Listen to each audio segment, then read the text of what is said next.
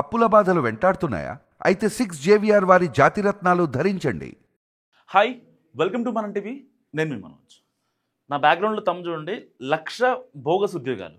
తెలంగాణలో 1,00,000 బోగస్ ఉద్యోగాలు ఎలా వచ్చాయి, అసలు గవర్నమెంట్కి ఎలా తెలిసిందనే విషయం మనం కొంచెం ఇండెప్త్గా మాట్లాడుకుందాం. సో ఇప్పుడు ఒక ఉద్యోగం కొట్టాలంటే ఒక డిఎస్సి ఆస్పిరెంట్ కావచ్చు, గ్రూప్ 1 ఆస్పిరెంట్ కావచ్చు, ఇంకా కానిస్టేబుల్స్ కావచ్చు. సో ఒక గవర్నమెంట్ ఉద్యోగం కొట్టాలంటే ఆ ఆస్పిరెంట్కి తెలుసు దాని వెనుకున్న కష్టం ఏంటో. మరి 1,00,000 బోగస్ ఉద్యోగాలు గవర్నమెంట్ సెక్టర్లోనే ఎలా ఉన్నాయి, పోనీ ప్రైవేట్ సెక్టార్లో ఉన్నాయంటే ఏదో ట్యాక్స్ ఎగ్జామిషన్సో లేకపోతే లాస్ చూయించుకొని బ్లాక్ని వైట్ చేసుకుందామన్న డైలమాలో ఉన్నారేమో అనుకోవచ్చు. కానీ ఇక్కడ గవర్నమెంట్ డిపార్ట్మెంట్లలో దాదాపుగా 1,00,000 మంది బోగస్ ఉద్యోగుల్ని ఇప్పుడు తెలంగాణ ప్రభుత్వం గుర్తించింది. అండ్ ఇంకోటి ఏంటంటే, ఇప్పటిదాకా వీళ్ళు వచ్చి ఈ బోగస్ ఉద్యోగులు వచ్చింది మహా అయితే ఒక 1 year 2 years కాదండి. వీళ్ళు వచ్చింది ఒక 1 year 2 years కాదు, దాదాపుగా 10 ఏళ్ల నుంచి ఉంటున్నారు. 10 years నుంచి ఉంటున్నారు వీళ్ళు. ఎంతమంది? 1,00,000 మంది. ఇప్పుడు వీళ్ళందరికీ కూడా ఎలా చూశారు ఏంటి అంటే, వీళ్ళందరినీ ఆధార్ కార్డ్తో ఇంకా మొబైల్ నెంబర్తో అప్డేట్ చేసుకోమని చెప్తున్నారు. ఆధార్ కార్డ్తో మొబైల్ నెంబర్తో అప్డేట్ చేసుకోమని చెప్తున్నారు. దాదాపుగా ఈ 1,00,000 మంది వల్ల పర్ యానం 1,500 కోట్ల రూపాయలు, అంటే గడిచిన 10 ఏళ్లలో 15,000 కోట్లు అన్నమాట.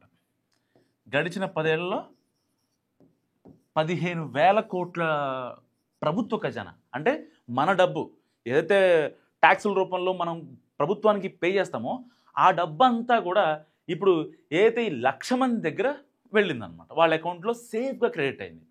వాళ్ళు జల్సాలు చేసుకుంటున్నారు, తాగుతున్న వాళ్ళు తాగుతున్నారు, తిన్నోళ్ళు తింటారు, ఎంజాయ్ చేసేటోళ్ళు ఎంజాయ్ చేస్తారు. అంటే గడిచిన 10 ఏళ్లలో 15,000 కోట్ల సొమ్ము నిజంగా అక్రమార్కుల చేతిల్లోకి వెళ్ళింది అంటే ఇక్కడ స్కామ్ ఏ రేంజ్లో జరుగుతుందో అర్థం చేసుకోవచ్చు. ఎందుకంటే మహా అయితే ఈ గవర్నమెంట్ సెక్టర్లో ఉండే కాంట్రాక్ట్ బేస్ మీద ఉండేటోళ్ళు ఎవరుంటుందో ఉంటారో అన్ని డిపార్ట్మెంట్లో కాంట్రాక్ట్ బేస్ మీద 4,00,000 మంది ఉద్యోగులు ఉంటారు. 4,00,000 మంది ఉంటారు తెలంగాణలో, ఓన్లీ ఫర్ తెలంగాణ. అలాంటి తెలంగాణ స్టేట్లో ఇంకొక 1,00,000 మంది యాడ్ అయ్యారు. 1,00,000 మంది యాడ్ అయ్యి వీళ్ళకి సంవత్సరానికి 1,500 కోట్ల రూపాయలు. 1,500 కోట్లు అంటే గడిచిన 10 ఏళ్లలో 15,000 కోట్లు. ఎవరు తిన్నట్టు? ఎవ్వరూ తిన్నట్టు కాదు. సో ఇప్పుడు రిటైర్డ్ సిఎస్ శాంతకుమారి నేతృత్వంలో ఒక కమిటీని ఏర్పాటు చేసింది తెలంగాణ సర్కార్. సో ఎవరెవరు ఉన్నారు ఏంటి, అసలు కాంట్రాక్ట్ ఉద్యోగుల్లో బోగస్ వాళ్ళు ఎవరు, నిజాయితీగా ఉన్న వాళ్ళు ఎవరు, అసలు ఆ ఉద్యోగుల లిస్టు మొత్తం కూడా ఇప్పుడు ఫైనల్ చేయాలని దానికోసం ఒక సపరేట్ వెబ్సైట్ పెట్టి మరి వాళ్ళ ఆధార్ నెంబర్తో సహా ఇంకా వాళ్ళ మొబైల్ నెంబర్తో అప్డేట్ చేయించుకోవాలని కోరుతున్నారు. అయినా సరే స్టిల్ ఇప్పటికీ చాలామంది అప్డేట్ చేయని పరిస్థితి. సో ఏదైతే వివిధ శాఖలు ఉంటాయో ఆ శాఖలకు సంబంధించిన వాళ్ళు, హయ్యర్ ఆఫీసర్స్ ఎవరైతే ఉంటారో వాళ్ళంతా కింది స్థాయిలో ఉన్న ఉద్యోగులు ఎవరైతే ఉంటారో వాళ్ళ డేటాను అప్డేట్ చేయలేని పరిస్థితి. ఇక్కడ ఏం జరుగుతుందనేది ఎలకత మాఫియా ఎవరికి తెలియని విషయం. కానీ బీఆర్ఎస్ ఆరోపణలు గుప్పిస్తుంది ఏంటంటే, ఏ శాఖకు సంబంధించిన ఆ మంత్రి ఎవరైతే ఉన్నారో కాంగ్రెస్ గవర్నమెంట్కి వాళ్ళే అక్రమాలు చేస్తున్నారు.